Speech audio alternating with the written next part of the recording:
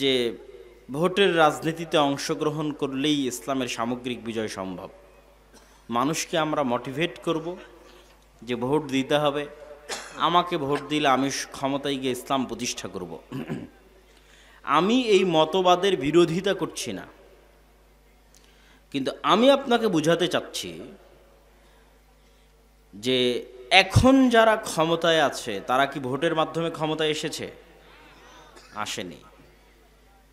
আর জুলাই আগস্টে যে ছাত্র জনতা মারা গেল তাদের বেশিরভাগই ছিল ধর্মকেন্দ্রিক, ধর্মপ্রাণ, যারা জীবন দিয়েছে।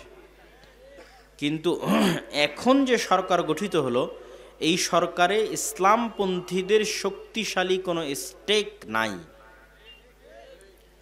কেন নাই? তাহলে ইসলামপন্থীরা জীবন দিল, তাদের স্টেক নাই। তার কারণ হচ্ছে ইসলামপন্থীদের এরকম জনস্রোত আছে, লক্ষ লক্ষ ভোটার আছে, পঙ্গপালের মতো কোটি কোটি জনতা আছে, ভক্ত সমর্থক আছে, কিন্তু ইসলামপন্থীদের প্রতিনিধিত্ব করবে এরকম শক্তিশালী কোনো প্রতিষ্ঠান নাই, ইনস্টিটিউট নাই। সরকার যখন বিদায় নিল তখন অটোমেটিক যেখান থেকে ক্ষমতার শূন্যতা তৈরি হয়, ওই শূন্যতাটা রাষ্ট্রে এক্সিস্ট করে এরকম শক্তিশালী প্রতিষ্ঠানগুলো পূরণ করে। যখন স্বৈরাচার চলে গেছে তখন বাংলাদেশের সবচেয়ে শক্তিশালী প্রতিষ্ঠান বাংলাদেশ সেনাবাহিনী, তারা ওই শূন্যতাটা পূরণ করেছে। এরকম আরও অসংখ্য শক্তিশালী প্রতিষ্ঠান আছে, শক্তিশালী মিডিয়া প্রতিষ্ঠান প্রথম আলো, ডেইলি স্টার, শক্তিশালী অর্থনৈতিক প্রতিষ্ঠান ব্র্যাক, গ্রামীণ ব্যাংক, শক্তিশালী মানবাধিকার প্রতিষ্ঠান অধিকার। যাদের বাংলাদেশে শক্তিশালী প্রতিষ্ঠান ছিল তাদের লক্ষ লক্ষ কোটি কোটি পঙ্গপাল স্রোতের মতো ভোটার না থাকলেও রাষ্ট্রে যখন ক্ষমতার শূন্যতা তৈরি হয়েছে তখন ক্ষমতার শূন্যতা তারা পূরণ করেছে।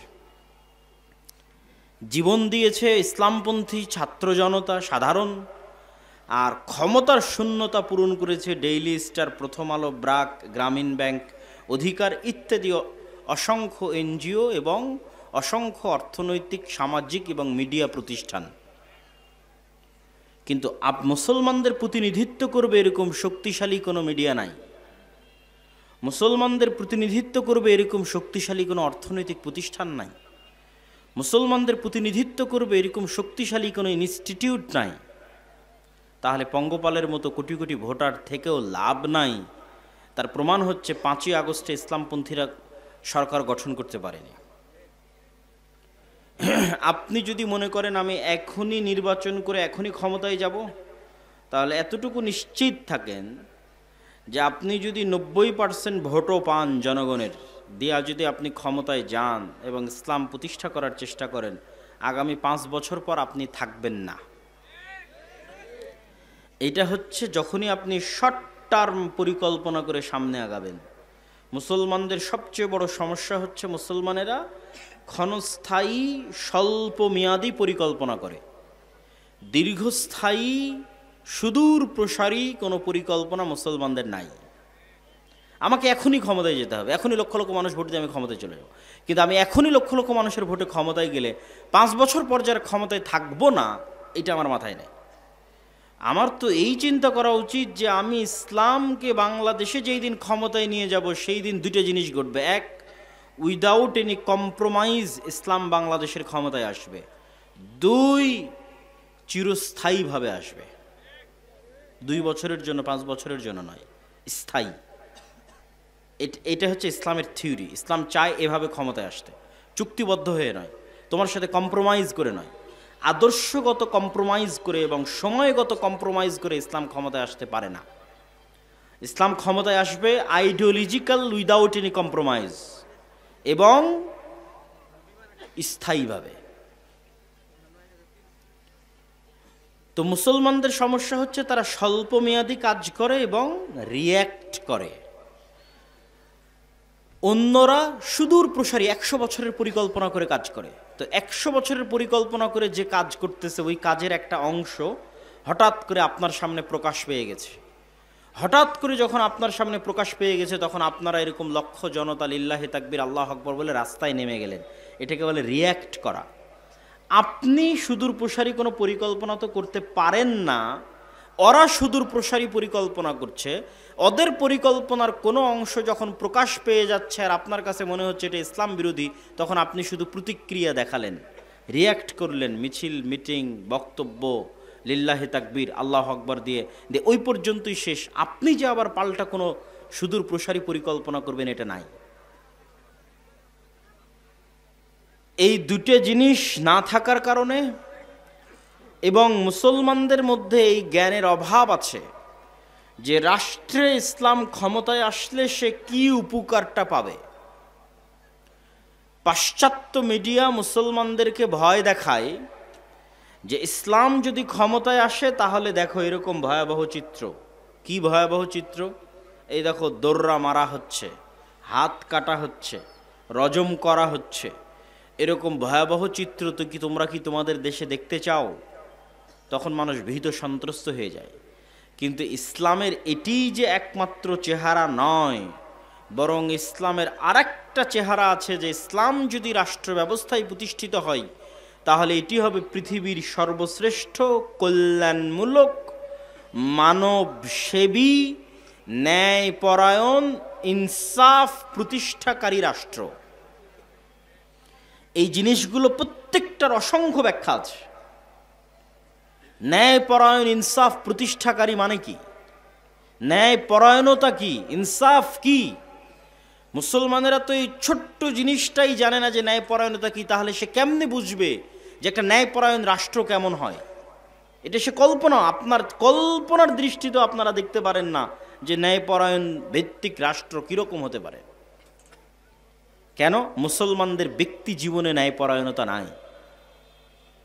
মুসলমানেরা ইসলামের বাহ্যিক যে রিচুয়ালস, বাহ্যিক যে আমল আখলাক, আনুষ্ঠানিকতা, সেটিকে ইসলাম মনে করে আমার মুখে দাড়ি আছে আমি মুসলিম, আমার মাথায় টুপি আছে আমি মুসলিম, আমি দান করলাম দানবীর আমি মুসলিম, আমি হজ করে আসলাম আমি হাজি, আমি তাহাজ্জুদের সালাত আদায় করি আমি নামাজি।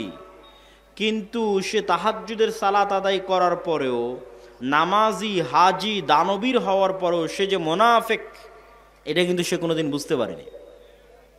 কিভাবে মুনাফিক? রাসূলুল্লাহ সাল্লাল্লাহু আলাইহি ওয়াসাল্লাম বলেন, আরবাউন মান কুন্না ফি, চারটা বৈশিষ্ট্য যার মধ্যে থাকবে সে মুনাফিকান খালিসা, নিষ্কলুষ, নির্ভেজাল, খাঁটি মুনাফিক। এক, ইদা হাদ্দাসা কাযাবা, যখন কথা বলে মিথ্যা বলে, ওয়াইদা ওয়াদা আখলাফা, যখন ওয়াদা করে ভঙ্গ করে, ওয়াইদা তুমিনা খানা, যখন আমানত রাখা হয় আমানতের খেয়ানত করে।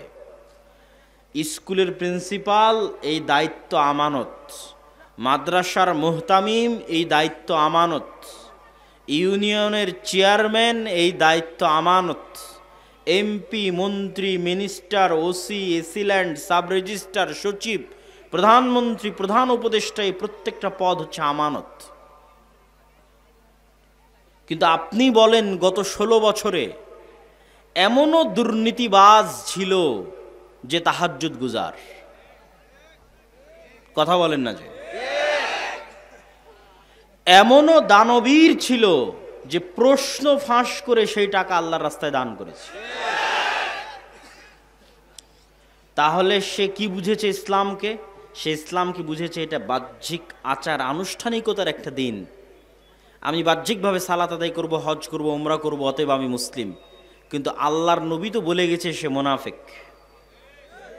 কেননা তাকে যে প্রশ্ন রক্ষা করার দায়িত্ব দেওয়া হয়েছিল, ওই দায়িত্বের সাথে সে কি করেছে? খেয়ানত করেছে। তাহলে আল্লাহর নবীর কথা অনুযায়ী সে নিষ্কলুষ, নির্ভেজাল, খাঁটি মুনাফিক। তাহলে মুসলমানদের ব্যক্তি জীবনে ন্যায়পরায়ণতা নাই, তাহলে সে কেমনে কল্পনা করবে একটা ন্যায়পরায়ণতা ভিত্তিক শাসন ব্যবস্থা? আমাদের ব্যক্তি জীবনে ন্যায়পরায়ণতা নেই। রন্ধ্রে রন্ধ্রে আমাদের সমাজ এবং রাষ্ট্র ব্যবস্থার প্রত্যেকটা সেক্টরে দুর্নীতি তথা মুনাফিকি তথা আমানতের খেয়ানতে পরিপূর্ণ। কিন্তু গত 16 বছর এরকম প্রত্যেকটা জালসা, ইসলামী সম্মেলন, অনুষ্ঠানের প্রধান অতিথি, বিশেষ অতিথি এমন কোনো OC, AC land, sub registrar, MP, মন্ত্রী ছিল না যারা না দানবীর ছিল, না হাজি ছিল, না উমরাকারী ছিল, না সালাত আদায়কারী ছিল, এরকম কোনো না কোনো বৈশিষ্ট্য, না হয় মসজিদ কমিটির সভাপতি, না হয় মাদ্রাসা কমিটির সভাপতি সেক্রেটারি, না হয় জালসার প্রধান অতিথি, না হয় সভাপতি, মানে এমন কোনো ইসলামী কাজ ছিল না যে ইসলামী কাজে সম্পৃক্ত তারা ছিল না, কিন্তু প্রত্যেকেই তারা নিজ নিজ দায়িত্বে আমানতের সাথে খেয়ানত করেছে, মানে তারা মুনাফিক। ঠিক আমি শুধু তাদেরকে গালি দিচ্ছি তা নয়, আপনারা এবং আমরা আমাদের ব্যক্তিগত জীবনে পরীক্ষা করতে পারি যে আপনার বাবা অথবা আপনি অথবা আপনার দাদা, আপনার বাবা তার বোনকে, তথা আপনার বাবা আপনার ফুফুকে, অথবা আপনি আপনার বোনকে বাবার সম্পত্তিতে ওই জায়গাটা দিয়েছেন যেই জায়গাটা কম দামি, পানিতে ডুবে থাকে, অথবা দেননি, কিন্তু আপনি তাহাজ্জুদ গুজার, আপনি হাজি, আপনি দাড়িওয়ালা, আপনি মাথায় টুপি, মাদ্রাসা মসজিদের কমিটির সভাপতি সেক্রেটারি, মসজিদে প্রথম কাতারে, কিন্তু আপনি তো মুনাফিক। কেননা আপনি ন্যায়ের সাথে আপনার বোনের মুআমালাটা সমাধান করেননি, আপনার মধ্যে ন্যায় পরায়ণতা নেই, আপনি মুনাফিক। তো আমরা আমাদের ব্যক্তি জীবনেও, আমাদের রাষ্ট্রীয় এবং সামাজিক জীবনের কোনো স্তরে ন্যায়পরায়ণ নই, তাহলে আমি কেমনে বুঝবো যে ইসলামী রাষ্ট্র ব্যবস্থা কেমন হতে পারে, ইসলামী রাষ্ট্র ব্যবস্থা কতটা ন্যায় ভিত্তিক, কতটা সুষম, কতটা ইনসাফ ভিত্তিক হতে পারে? এটা এই ধরনের গণতান্ত্রিক সেকুলারিজম আর লিবারালিজমের বাংলাদেশে আপনি চোখেও দেখতে পাবেন না। ওইটা একমাত্র ইসলামই দিতে পারবে। কিন্তু ওই ইসলাম যদি ক্ষমতায় আনতে হয়, তাহলে যেমন আপনাদের এরকম শক্তিশালী প্রতিষ্ঠান লাগবে, ঠিক আমাদের ব্যক্তি জীবনের সততা এবং ন্যায়পরায়ণতা লাগবে। কেননা আপনার মাধ্যমেই তো ইসলাম ক্ষমতায় আসবে। তা আল্লাহ সুবহানাহু ওয়া তাআলা নিজে ন্যায়পরায়ণ, সারা পৃথিবীর সকল ক্ষমতার একচ্ছত্র মালিক তিনি তার দয়ায় আপনাকে ক্ষমতা দিবেন, আর আপনার মধ্যে ন্যায়পরায়ণতা নাই, তাহলে আল্লাহ কেমনে দিবে? কেন আল্লাহ তো ন্যায়ের সাথে পৃথিবী পরিচালনা করে, আল্লাহ তার ক্ষমতা ন্যায়ের সাথে পৃথিবীতে প্রতিষ্ঠিত করে, তাহলে আল্লাহ তাকে কখনোই ক্ষমতা দিতে পারে না যার নিজের মধ্যে ন্যায়পরায়ণতা নাই। আপনি জোর করে ক্ষমতা দখল করে নেবেন সেটা ভিন্ন কথা, আল্লাহ আবার জোর করে ছিনিয়েও নিবে, যেমনটা আল্লাহ ছিনিয়ে নিয়েছে দেখছেন। সিরিয়াতে আল্লাহ সুবহানাহু ওয়া তাআলা ছিনিয়ে নিল 11 দিনে, আপনাদের এখানে নিয়েছে 36 দিনে, সিরিয়াতে নিয়ে নিয়েছে 11 দিনে, আপনাদের চেয়ে তো কম সময়ের মধ্যে। সুতরাং কুলিল্লাহুম্মা মালিকাল মুলকি তুতিল মুলকা মান তাশা, একচ্ছত্র ক্ষমতার মালিকানা কার হাতে? আল্লাহর হাতে। তো আল্লাহ যদি মনে করে তার দয়ায় আল্লাহ তার বাছাইকৃত বান্দাদেরকে ক্ষমতা দিবে, তাহলে অবশ্যই আল্লাহর সেই বাছাইকৃত বান্দাদেরকে আল্লাহর দয়া পাওয়ার উপযুক্ত হতে হবে। আর সেই দয়া পাওয়ার উপযুক্ত হওয়ার 1 নম্বর শর্ত, তাদের ব্যক্তিগত, পারিবারিক, সামাজিক জীবনে ন্যায়পরায়ণতা থাকতে হবে, তাহলে সে নেতা হতে পারবে। ন্যায়পরায়ণ এবং সত্যবাদী হওয়া ছাড়া you can't be a leader, আপনি আল্লাহর দৃষ্টিতে নেতা হতে পারবেন না। আমাদের নবী মুহাম্মদ সাল্লাল্লাহু আলাইহি ওয়াসাল্লাম যদি সত্যবাদী না হতেন, ন্যায়পরায়ণ না হতেন, আবু সুফিয়ান কখনোই আল্লাহর নবীর হাতে ইসলাম গ্রহণ করতো না। 2 নম্বর মানুষের কাছে, দুর্নীতিবাজ মানুষের কাছে, মিথ্যুক মানুষের কাছে কেন আমি ইসলাম গ্রহণ করব? আবু সুফিয়ানও জানে যে মুহাম্মদ সাল্লাল্লাহু আলাইহি ওয়াসাল্লাম একজন সচ্চা, ন্যায়পরায়ণ, একনিষ্ঠ, আমানতদার মানুষ, সে তার দাবিতে সত্যবাদী, এটা আবু সুফিয়ানও জানে। সুতরাং আল্লাহর নবীর মতো ফ্রেশ হৃদয় ছাড়া, মানে সাফ অন্তর, যে অন্তরে কলুষতা নাই, অন্যের প্রতি অন্যায় নাই, মিথ্যা নাই, এরকম সাফ হৃদয় নিয়ে যখন আপনি সালাতে দাঁড়াবেন, হজ করবেন, দান করবেন, ইসলাম প্রতিষ্ঠার জন্য চেষ্টা করবেন, তখন আল্লাহর দয়ায় কিভাবে আল্লাহ আপনাকে ক্ষমতা দিয়ে দিবে আপনি বুঝতেও পারবেন না। আজকে আফগানিস্তানে যারা ক্ষমতায় এসেছে, তাদের ক্ষমতায় আসার সবচেয়ে বড় সিক্রেট হচ্ছে ন্যায়পরায়ণতা।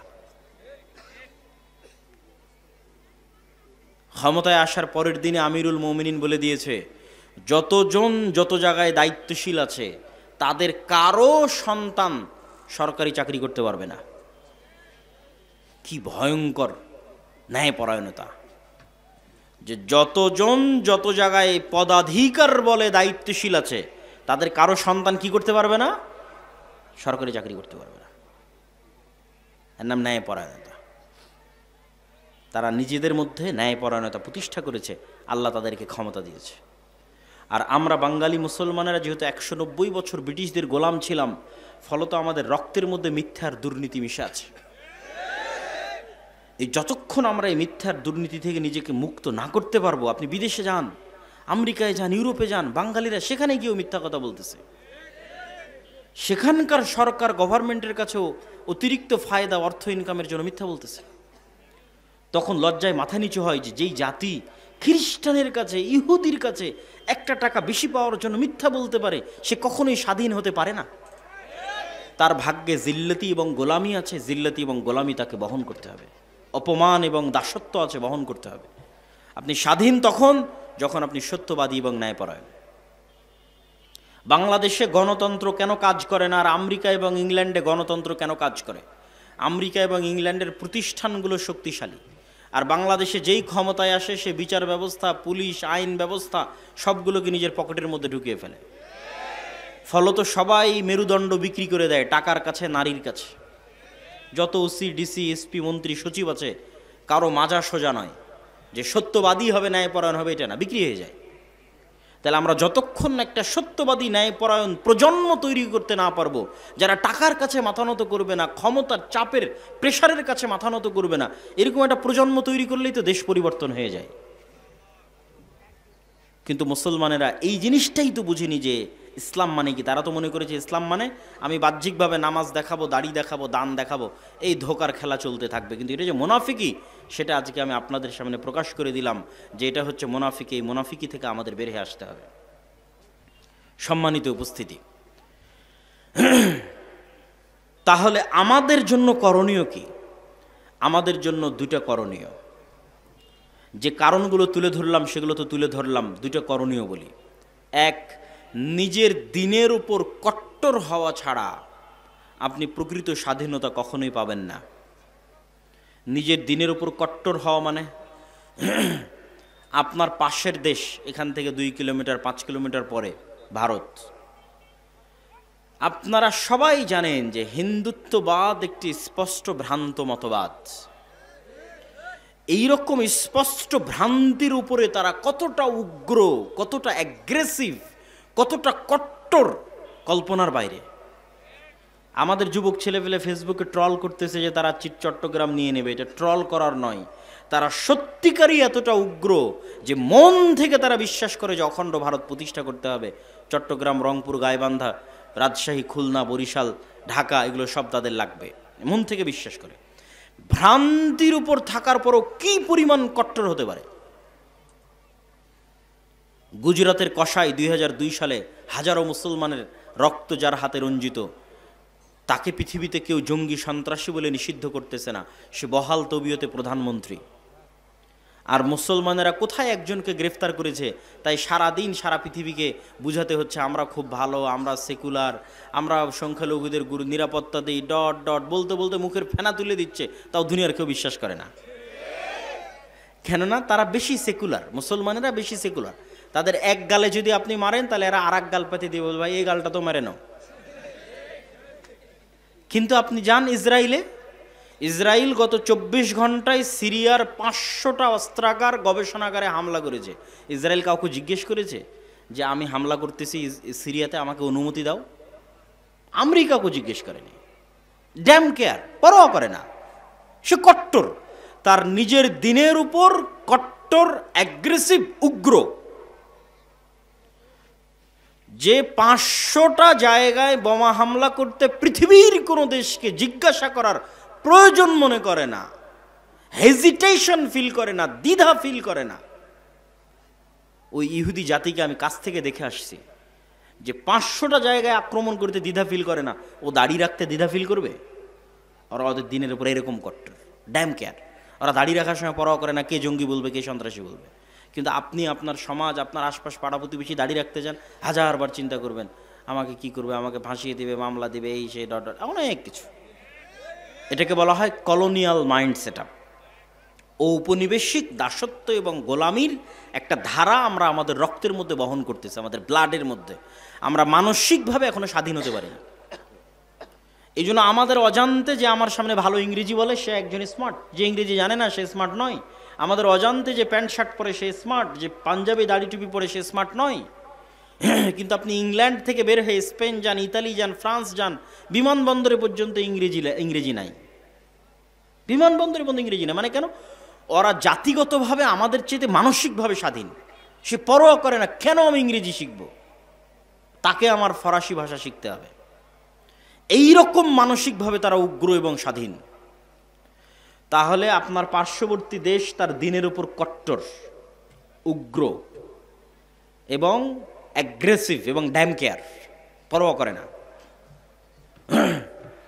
তারপরে ইসরায়েল তার নিজের দিনের উপর কট্টর, অ্যাগ্রেসিভ, পৃথিবীর কাউকে পরোয়া করে না। অসংখ্য খ্রিস্টান কান্ট্রি, তাদের ওই সমস্ত দল ক্ষমতায় আসতেছে যারা ডানপন্থী কট্টর। তাহলে এত এত কট্টরের মধ্যে আপনি সেকুলার হয়ে বাঁচতে পারবেন না। সেকুলারিজম দিয়ে আপনার বাংলাদেশের স্বাধীনতা টিকবে না, বলে দিলাম। কেননা আপনাকে শুধু কম্প্রোমাইজই করতে হবে, কম্প্রোমাইজই করতে হবে, আপনাকে কেউ বিশ্বাস করবে না। আপনিও যদি বাঁচতে চান, বাংলাদেশের স্বাধীনতাকে রক্ষা করতে চান, আপনাকেও আপনার দিনের উপর ড্যাম কেয়ার হতে হবে। আমি আল্লাহর নবীর সুন্নাতের অনুসরণ করি, কোরআন এবং হাদিসের আইন বাংলাদেশে বাস্তবায়ন করি, কার কি করার আছে করে নাও। যখন এরকম ড্যাম কেয়ার হবেন, বাংলাদেশ স্বাধীন, একদিনে স্বাধীন, 24 ঘন্টায় স্বাধীন। এবং এই স্বাধীনতা চিরস্থায়ী, স্থায়ী স্বাধীনতা। আপনাকে তেলাতে হবে না, তেল দিতে হবে না, কম্প্রোমাইজ করতে হবে না, বুঝাতে হবে না, প্রেস ব্রিফিং করতে হবে না, একদিনে স্বাধীন হয়ে যাবেন। এবং আপনারাও যদি আপনাদের ব্যক্তি জীবনে প্র্যাকটিস করেন, ইহুদিদের দেখে শিখেন, তারা অভিশপ্ত। আল্লাহ সুবহানাহু ওয়া তাআলা বলেছেন তারা অভিশপ্ত। কোরআন মাজিদে আল্লাহ বলেছেন গায়রিল মাগদুবি আলাইহিম ওয়ালাদ-দালিন, এই ইহুদিরা অভিশপ্ত। কিন্তু আপনি ভয়ঙ্করভাবে আশ্চর্য হবেন, তারা একটা অভিশপ্ত জাতি হওয়ার পরেও সারা পৃথিবীর মানুষকে ইহুদিরা শিখালো, ছেলে হোক মেয়ে হোক দুটি সন্তানই যথেষ্ট। আপনি আমাকে একটা ইহুদি ফ্যামিলি বের করে দিবেন যার একটাই সন্তান অথবা দুটোই সন্তান। প্রত্যেকটা ইহুদি ফ্যামিলির 4টা 5টা 6টা 7টা করে সন্তান। এই জন্য ছোট যে কারগুলো আছে, কারগুলো তারা ইউজ করে না। তাদের জন্য বড় হাইস গাড়ি, নহা, যেটাতে 7-8টা সিট আছে, সেই গাড়ি লাগবে। কেননা ফুল ফ্যামিলি যেতে হলে ওই ছোট কারে তো হবে না, এই জন্য বড় গাড়ি বেশি ইউজ করে। সারা পৃথিবীতে ইহুদিরা এই সুদি কারবার প্রচলন করে রেখেছে। কোনো ইহুদির সাথে সুদি লেনদেন করে না, অথচ সারা পৃথিবীর সুদি কারবারের কন্ট্রোল তাদের হাতে। কিন্তু ওরা নিজেরা কখনো সুদি কারবার লেনদেন করে না। সারা পৃথিবীতে LGBTQ সমকামিতার মতো ভয়ঙ্কর অপরাধ গুনাহ শিখানোর জন্য কোটি কোটি টাকা তারা ব্যয় করতেছে, কিন্তু প্রত্যেকটা ইহুদি স্কুলে LGBTQ নিষিদ্ধ। এবং সেটা পরোয়া করে না যে এটা আমি নিষিদ্ধ করে রেখেছি তো কে আমাকে কি বলবে, এটা পরোয়া করে না। সম্মানিত উপস্থিতি, এই জন্য ওদের কাছে অনেক কিছু আপনার শিখার আছে, যে নিজের দিনের উপর কি পরিমাণ কট্টর হতে হয়। আপনি বাংলাদেশ থেকে বের হয়ে আর একটা খ্রিস্টানের সাথে ঘুরলে আপনি চুল পরিমাণ ধাক্কা খাবেন না। আপনি দেখবেন যে ওই খ্রিস্টান 6 দিন 5 দিন কাজ করে যা টাকা ইনকাম করছে, গার্লফ্রেন্ডের পিছনে, পাবে জুয়ায়, বারে মদে, উইকেন্ডে সাপ্তাহিক ছুটিতে শেষ করে দিচ্ছে। ফলত আপনার কাছে মনে হবে এটাই দুনিয়া। কিন্তু যখন আপনি একটা ইহুদির কাছে যাবেন, ইহুদির সাথে উঠা বসা করবেন, আপনি আশ্চর্য হবেন। আপনার হালালের চাইতে ওর হালাল খাওয়ার রেস্ট্রিকশন বেশি কঠিন। মদ শুকুর খাওয়া তো বহু দূরের কথা, ওর রেস্ট্রিকশনের জ্বালাতে আপনি টিকতে পারবেন না। আপনি বলবেন বাবারে আমরা কত বাছাই করি, তার চাইতে দেখি এরা আরও বেশি বাছাই করে। কি পরিমাণ কট্টর তাদের দিনের উপর। এমন কোনো রেস্টুরেন্ট নাই যে রেস্টুরেন্টে একজন হুজুরকে নিয়োগ দেওয়া নাই, যেই হুজুরের কোনো কাজ নাই। একটাই কাজ, শুধু রান্নাটা হালাল পদ্ধতিতে হচ্ছে কিনা সেটা দেখবে। আপনাদের বালিয়াডাঙ্গি বাজারে যতগুলো রেস্টুরেন্ট আছে, মনে করেন প্রত্যেকটা রেস্টুরেন্ট মালিক একটা করে হুজুরকে চাকরি দিয়ে রেখেছে। হুজুরের কি কাজ? শুধু দেখবে যে রেস্টুরেন্টের রান্না কিভাবে হচ্ছে, হালাল অনুযায়ী হচ্ছে, ব্যাস। প্রত্যেকটা ইহুদি রেস্টুরেন্টে একজন করে রাবাই আছে। ডিমটা ভেঙে দিবে রাবাই, গরু মহিষ মুরগি জবাই করে দিবে রাবাই। পুরো নিয়ম কানুন ইহুদি ধর্ম অনুযায়ী পরিচালিত হচ্ছে কিনা তা দেখবে। কি পরিমাণ কট্টর হতে পারে তাদের দিনের উপর। ওদের 90 জন দাড়ি রাখে, আপনাদের কয়জন দাড়ি রাখে? কেন আপনারা দাড়ি রাখার বিষয়ে হেজিটেশন ফিল করেন, আপনারা দ্বিধায় ভোগেন, আপনার দিনের উপর আপনার কট্টরতা নাই, আপনার বিশ্বাস নাই, কিন্তু সে ড্যাম কেয়ার, সে পরোয়া করে না। আপনার পার্শ্ববর্তী দেশ হিন্দু, সে পরোয়া করে না। তার কপালে সিঁদুর দিবে, হাতে বালা দিবে, আরেকজন মুসলমানকে জোর করে বলাবে যে বল জয় শ্রীরাম, পরোয়া করে না, ড্যাম কেয়ার। কিন্তু আপনি কেন ভীতু কাপুরুষ? কেন আপনি হেজিটেশন ফিল করেন আপনার দিনের উপর? আপনি যতদিন হেজিটেশন ফিল করবেন গোলাম থাকবেন। কট্টর হন যে আমার দিনের জন্য আমি জীবন দিয়ে দেবো, যা করার করো। একদিনে স্বাধীন, আজীবনের গোলামি থেকে একদিনে স্বাধীন। এটা গেল এক নাম্বার, যে আমাদেরকে আমাদের দিনের উপর, আমাদের আল্লাহর নবীর সুন্নাতের উপর, আল্লাহ সুবহানাহু ওয়া তাআলার বিধানের উপর উইদাউট এনি কম্প্রোমাইজ কট্টর হতে হবে। কোনো প্রকার ছাড়, মিউ ছাড়া কট্টর হতে হবে। এটা আমার দিন, আমি এটা মানবো, এটা আমি চাই। আপনি স্বাধীন হয়ে যাবেন। তারপরে আমাদের করণীয় কি? তারপরে আমাদের করণীয় হচ্ছে আমাদের যুবক সমাজ, আমাদের ছেলে মেয়েরা, তাদের যুবক সমাজ এবং তাদের ছেলে মেয়েদের চেয়ে পিছিয়ে আছে নেশা, মাদকতা, ডিভাইস আসক্তি, mobile, TikTok, Facebook, reels, video game, free fire, PUBG, মদ, জুয়া, বিড়ি, সিগারেট, গাঞ্জা। এগুলোর মধ্যে আমাদের যুবক এবং ছাত্র সমাজ তাদের চারিত্রিক এবং নৈতিক পদস্খলন ঘটিয়ে ফেলেছে। ফলত তাদের প্রোডাক্টিভিটি নাই। মানুষও একটা মেশিন, এই মেশিনের একটা কাজ আছে, তাকে উৎপাদন করতে হবে। আপনারা যারা গার্মেন্টসে কাজ করেন, সেখানে উৎপাদন হয়, কতটা কাপড় তৈরি হলো গণনা করা হয়। আপনি একটা মেশিন, আপনি কি উৎপাদন করছেন? আমাদের যুবক সমাজ কি উৎপাদন করছে? সে তো শুধু সময় নষ্ট করছে। কিন্তু ওই সমস্ত দেশের যাদেরকে আমরা রোজ সকাল সন্ধ্যা গালি দিচ্ছি, গালি দিয়ে লাভ নাই, তারা তাদের সময়কে নষ্ট করে না, তারা তাদের সময়কে কাজে লাগায়, তারা প্রোডাক্টিভ। আর আল্লাহ সুবহানাহু ওয়া তাআলা পৃথিবীকে যেই সিস্টেমে ডেভেলপ করেছেন, ওই সিস্টেমে যদি একটা হিন্দুও চলে, একটা ইহুদিও চলে, আল্লাহ বাধা দিবেন না, ওই সিস্টেম অনুযায়ী তার কাজ হবে। এই কথাটা মনে হয় বুঝলেন না। আল্লাহ পৃথিবীতে সিস্টেম তৈরি করেছে আগুন জ্বালায়। আগুন কি করে? ছুরি কাটে। তো এখন একজন যদি আর একজনের উপর ছুরি কাটে, তো 99% সময় আল্লাহ সুবহানাহু ওয়া তাআলা দেখবেন না কাকে কাটছে।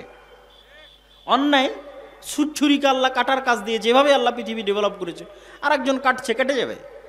ওই অনেক স্বল্প সময় ইতিহাসে এক একটা দেখানোর জন্য ইব্রাহিম আলাইহিস সালাতু ওয়াস সালামকে আগুনে ফেলে দেওয়া হয়েছে, জ্বলেনি। এক একটা দেখানোর জন্য, আল্লাহর ক্ষমতা, মুজিজা দেখানোর জন্য। কিন্তু আসলে আপনি মুমিনকে ফেলেন, মুসলিমকে ফেলেন, তাহাজ্জুদ গুজারকে ফেলেন, আল্লাহ পৃথিবী ডেভেলপ করেছে এইভাবে যে আগুনে ফেললে আগুন জ্বালিয়ে দিবে। কাকে ফেললো এটা দেখার বিষয় নয়, আগুনে ফেললে জ্বলবে। তো আল্লাহ সুবহানাহু ওয়া তাআলা পৃথিবী ডেভেলপ করেছে যে জ্ঞানে, বিজ্ঞানে, প্রযুক্তিতে যত বেশি এগিয়ে যাবে, পৃথিবীতে ক্ষমতা তার থাকবে। তখন জ্ঞানে খ্রিস্টান আগিয়ে গেল কি মুসলমান আগিয়ে গেল, আল্লাহ সুবহানাহু ওয়া তাআলা ওটা দেখবেন না। পরিশ্রম করে জ্ঞানে ইহুদি আগিয়ে গেছে, পৃথিবী ওদের। পরিশ্রম করে জ্ঞানে আমেরিকা এগিয়ে গেছে, পৃথিবী ওদের। মুসলমানের সন্তান পরিশ্রম করে না, মদ জুয়া আড্ডা নিয়ে ব্যস্ত থাকে, তোরা গোলাম। তো আল্লাহর সহযোগিতা, তাহলে বলবেন যে আল্লাহ যে আমাদের ভালোবাসা, সহযোগিতাটা কোথায় আসবে? আসবে যখন আপনি ওই মদ জুয়া নেশা ছেড়ে দিয়ে আপনিও প্রোডাক্টিভ হবেন, আর ডাই হার্ট অন্তর থেকে আপনিও চেষ্টা করতেছেন আমিও সাকসেসফুল হতে চাই, আপনিও জ্ঞান বিজ্ঞান প্রযুক্তির জগতে লড়াই করে যাচ্ছেন, যেই সিস্টেমে আল্লাহ পৃথিবী ডেভেলপ করেছে ওই সিস্টেমে আপনিও দৌড়াচ্ছেন, চেষ্টা করতেছেন অন্তর থেকে, তাহলে একজন ইহুদি অথবা ইসরায়েল অথবা আমেরিকার কাছে শতভাগ সক্ষমতা আছে। শতভাগ সক্ষমতা থাকার পর সে হয়তো 90% চেষ্টা করতেছে। আপনার কাছে 50% সক্ষমতা আছে, আপনিও 90% চেষ্টা করতেছেন। আর 50% সক্ষমতা না থাকলেও আল্লাহ আপনাকে বিজয় করে দিবে। আল্লাহ আপনাকে কি করে দিবে? বিজয় করে দিবে। এই জায়গায় তখন আপনি আল্লাহর দয়া এবং রহমত পাবেন। কিন্তু আপনি যদি চেষ্টা না করেন, তার আগ পর্যন্ত দয়া রহমত পাবেন না, তার আগ পর্যন্ত গোলাম থাকবেন। তাহলে আমাদের যুবক সমাজ এবং ছাত্র সমাজ, ইয়াং জেনারেশন, তাদেরকে অবশ্যই তারা যে অন্ধকার জগতে ফেঁসে আছে, তারা যে জ্ঞানের পিছনে ইনভেস্ট করে না। আমি ইংল্যান্ডে 1 বছর ছিলাম, পার্কে যাই, বিশ্ববিদ্যালয়ে যাই, ট্রেনে উঠি, বিমানে উঠি, বাসে উঠি, কাউকে না কাউকে দেখি বই হাতে নিয়ে পড়তেছে। ওদের দেখে আমি নিজেকে লজ্জিত বোধ করতাম যে সে মুমিন নয়, কিন্তু সে পড়তেছে। সে বেপরদা অবস্থায় আছে, কাফেরা, সে পড়তেছে। তাহলে আমি একজন মুমিন হয়ে আমি পড়তেছি না? তখন ওদের দেখা দেখে আমিও যাত্রাপথে পড়া শুরু করেছিলাম এবং অনেক বই আমি তখনও ইংল্যান্ডে থাকা অবস্থায় সফরের মধ্যে পড়ে শেষ করেছি। কিন্তু বাংলাদেশে আসার পর এখন পর্যন্ত আর কোথাও দেখলাম না যে একটা মানুষ কোথাও বই হাতে নিয়ে পড়তেছে। তখন আমার মধ্যে থেকে ওই স্বভাবটা হারিয়ে গেছে। তাহলে আমাদের মধ্যে পড়ার এবং জ্ঞান অর্জনের আগ্রহ নাই। আমাদের সাধারণ সেকুলার ছাত্র জনতা তো বহুদূরে থাক, ইসলামপন্থী মানুষজন তাদের সময় নষ্ট করে পারস্পরিক হিংসা বিদ্বেষ, গুতাগুতি, মারামারি, ঠেলাঠেলি, গীবত, পরনিন্দায়। যারা ইসলাম নিয়ে আলোচনা করে তারাও দুইজন যখন একত্রিত হয়, কোরআনের একটা আয়াত নিয়ে আলোচনা কর, কোরআনের হাদিসের একটা, বুখারী শরীফের একটা হাদিস নিয়ে আলোচনা কর, দিনের একটা বিষয় নিয়ে আলোচনা কর না। কোন হুজুর কোন বক্তায় কি বলল, কে কোথায় ফেসবুকে কি কমেন্ট করেছে, কার বিরুদ্ধে কে লাগলো, এক জায়গায় একত্রিত হলে সেগুলো নিয়ে গল্প শুরু হয়ে গেল। সময় নষ্ট, প্রোডাক্টিভিটি নষ্ট। অতএব হে যুবক সমাজ, হে ছাত্র ভাইয়েরা, আমরা যদি আমাদের সময়কে সঠিকভাবে কাজে না লাগাই, জ্ঞান অর্জন না করি, তাহলে আমরা কখনোই পৃথিবীতে আর 10টা জাতির সাথে পাল্লা দিয়ে স্বাধীন হতে পারবো না। গোলাম থাকতে হবে, গোলাম আছি, গোলাম থাকতে হবে। আমি চেষ্টা না করলে আল্লাহ রাস্তা দেখাবে না। অতএব আমাদের জাতির মুক্তির জন্য কাউকে না দেখে হলে অন্তত আপনার পাশে যারা আছে তাদের দেখে শিখেন।